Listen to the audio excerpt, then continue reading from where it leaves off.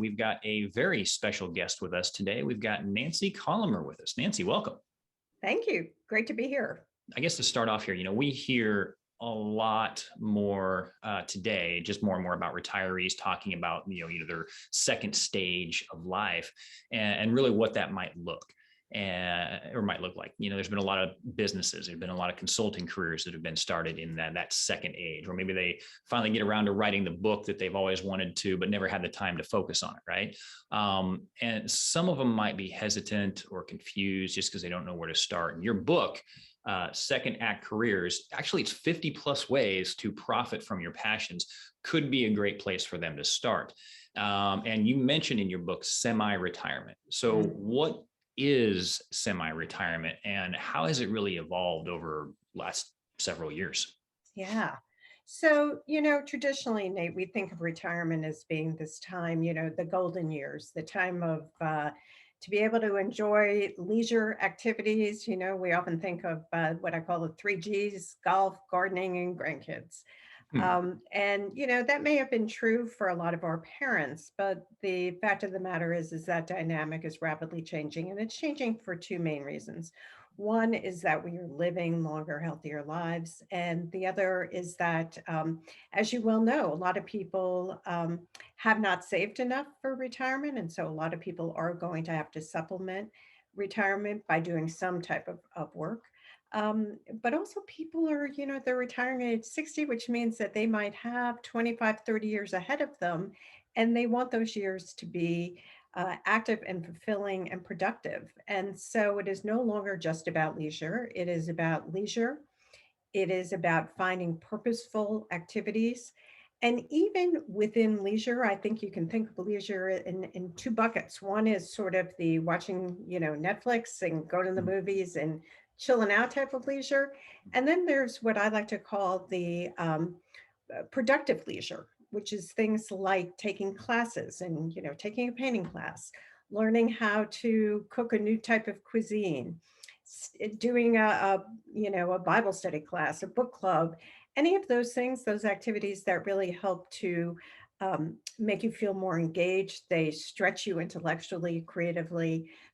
That's all productive leisure, and that can be very important to people during this phase of life. Definitely. And so this has been a big topic, I know, among, even millennials, but I feel like now more and more retirees or maybe semi-retirees are getting into this, the gig economy. So really and I can say that like I have an RV and we put it up on RV Share. There's Airbnbs, there's Turo for your vehicle, or you can drive Uber. There's so many different things that you can do. So are retirees kind of embracing that, or how does the gig economy really fit into all this? Yeah, the gig economy is something that is becoming more and more prevalent. And, there's entire websites now that are devoted to teaching people about the different ways that they can profit from the gig economy. One of my favorite sites is a site called Side Hustle, which the hustle is HUSL.com. And it's like a Yelp site for all these different types of gig platforms, and it rates everything from Uber to Peerspace, which is a place where you can rent out property, to all sorts of different possibilities that you may not even know about. And so the nice thing about these gig platforms, I think particularly for retirees, is it's a great way to test out your interest in doing something new without investing a whole lot in a new business. So as an example, I interviewed a gentleman who had been a vice president, but his passion was dogs. He just loved animals. And he decided he was interested in doing some dog sitting and dog walking. And so rather than trying to figure out how to do that on his own, he signed up with rover.com.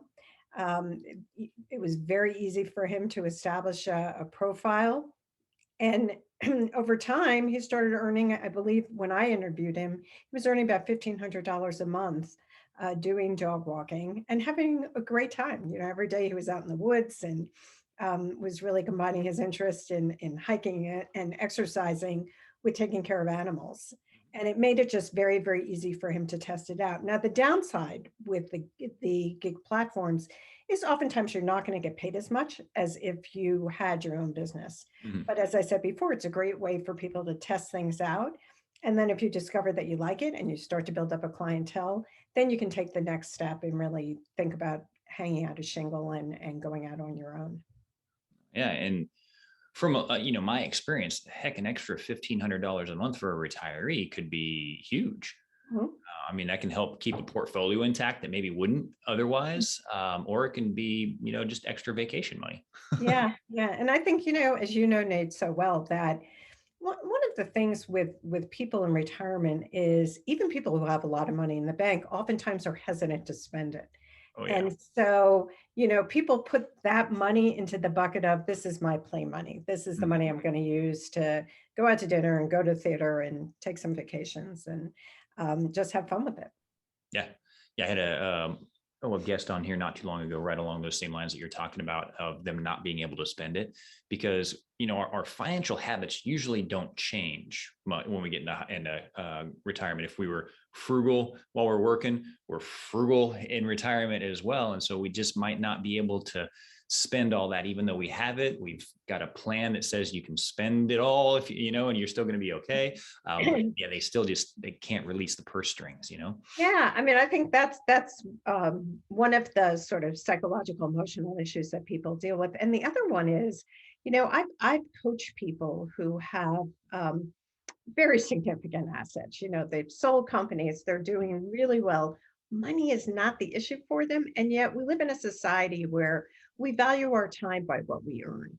So Mhm. the idea of not earning anything, they feel like, well, nobody feels I'm relevant anymore. No one is valuing me anymore. So sometimes just earning that extra, $1,000, $2,000 a month can make a big difference in people's psyche as well. As always, if you want more information on retirement, our contact information and calendar link is going to be in the description. And don't forget to smash the notification bell, hit that, actually, no, smash the subscribe button, then hit the notification bell in that order. That's kind of how you want to do that, right? That way you can make sure to stay updated every single week on new content to help your retirement. And we also have another YouTube channel. For a podcast called the Retirement Rescue Radio, where we dive deeper into a lot of these topics in a lot more long format style. Once again, just trying to bring you enough content to educate yourself so that you can live the retirement that you deserve. So take care, and we'll see you next week.